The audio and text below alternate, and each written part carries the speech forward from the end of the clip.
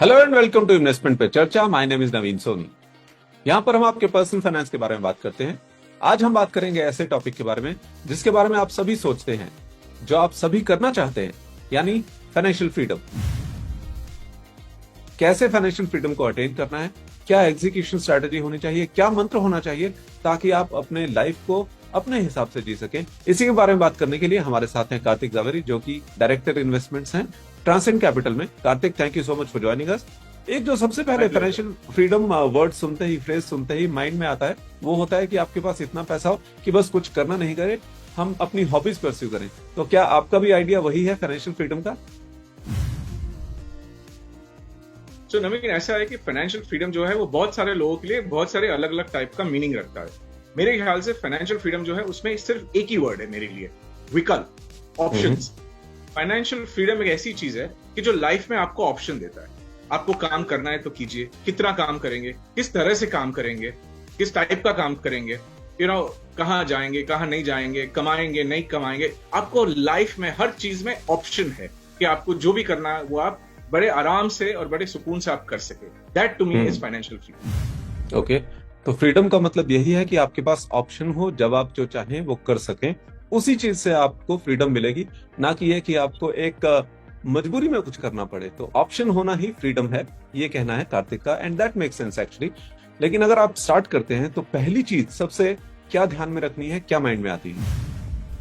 देखिए, जो भी आप इन्वेस्टमेंट करते हो वो इन्वेस्टमेंट कुछ इस तरह से होना चाहिए कि वो इन्फ्लेशन को मात दे दे। अगर उतना कमा लिया तो we will be on the first step to financial freedom. Okay, इसका सीधा सीधा आप एक जो रिलेशन है इस बात से भी लगा सकते हैं कि आज अगर कोई चीज 100 रुपए की है तो वो हमेशा 100 रुपए की नहीं रहेगी, या 1000 की है तो 1000 की नहीं रहेगी। आगे चलकर उसका जो दाम है वो बढ़ेगा। तो आपको जो सेविंग करनी है उसी हिसाब से करनी है कि आप फ्यूचर में भी उस चीज को कंज्यूम कर सकें। अब बात करते हैं स्ट्रैटेजी की, मंत्र की। तो सबसे पहले तो ये बताइए कि इसे अचीव करने का मंत्र क्या है? एक सिंपल मंत्र है सबके लिए, एक्यूमुलेट, ग्रो एंड कंज्यूम। यानी कि पहले कुछ साल के लिए आप अक्यूमुलेट कीजिए, जमा कीजिए, सेविंग करते रहिए, इन्वेस्टमेंट करते रहिए, ठीक है। फिर एक समय आएगा कि जब वो इनफ हो जाएगा, फिर उसको ग्रो करते रहिए, क्योंकि दूसरी भी जरूरतें होती है लाइफ में। तो ये जमा पूंजी अपने आप ग्रो होते रहेगी। और उसके बाद में एक समय ऐसा आएगा जिस पर उसमें से आप इन्वेस्टमेंट को यूज कर सकते हैं, और उसमें से फिर आप धीरे धीरे से अपना कंजम्पशन ले सकते हैं, अपना धीरे धीरे से उसमें से इनकम निकाल सकते हैं, और उस तरह से आपकी पूरी स्ट्रेटेजी बड़े आराम से फाइनेंशियल फ्रीडम की बनी। इसे एग्जीक्यूट कैसे किया जाए?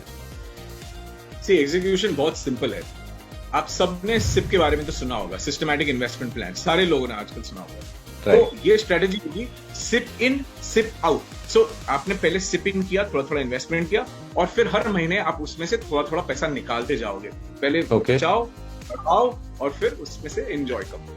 तो SIP के जरिए आप सेव करें, और जब आपका एंड गोल अचीव हो जाए तो आप उसे कंज्यूम करें, सिप आउट करें, यानी आप पैसा विड्रॉ करके उस पैसे को यूज करें। अब क्योंकि हम म्यूचुअल फंड्स की और SIP की बात कर रहे हैं, तो एक क्वेश्चन ये भी आएगा माइंड में कि कई तरह की कैटेगरीज हैं म्यूचुअल फंड्स की, तो उनका क्या मिक्स बनाया जाए? इसमें भी एक बहुत ही सिंपल स्ट्रेटेजी यूज कर सकते हैं, बहुत ज्यादा कॉम्प्लिकेशन करने की जरूरत नहीं है।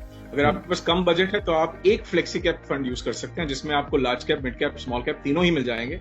अगर आपकी जमा राशि थोड़ी सी बड़ी है इन्वेस्टमेंट करने के लिए, तो आप 40% अपना पैसा लार्ज कैप फंड में एक SIP कीजिए, 30% पैसा एक मिड कैप फंड में इन्वेस्टमेंट कीजिए, और बाकी का शेष जो 30% बचता है वो एक स्मॉल कैप फंड में कीजिए।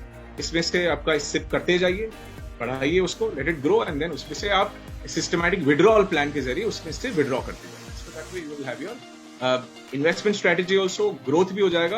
और जैसे हमने कहा, इन्फ्लेशन को बीट करना है, इसीलिए इक्विटी म्यूचुअल फंड में जाना है। तो इक्विटी म्यूचुअल फंड जो है, जो कैटेगरी है जिसकी बात की कार्तिक ने, उसमें आप अगर ये प्रोपोर्शन 40, 30 और 30 का करते हैं, तो इसमें क्योंकि स्मॉल कैप में एक अलग रिस्क और अलग रिटर्न होता है, मिड कैप में अलग रिस्क और रिटर्न है, लार्ज कैप में अलग रिस्क और रिटर्न है, तो ये अगर आप एक मिक्सचर बनाते हैं, लॉन्ग टर्म में आपके लिए एक पोटेंशियल है इसमें अपने गोल को अचीव करने का।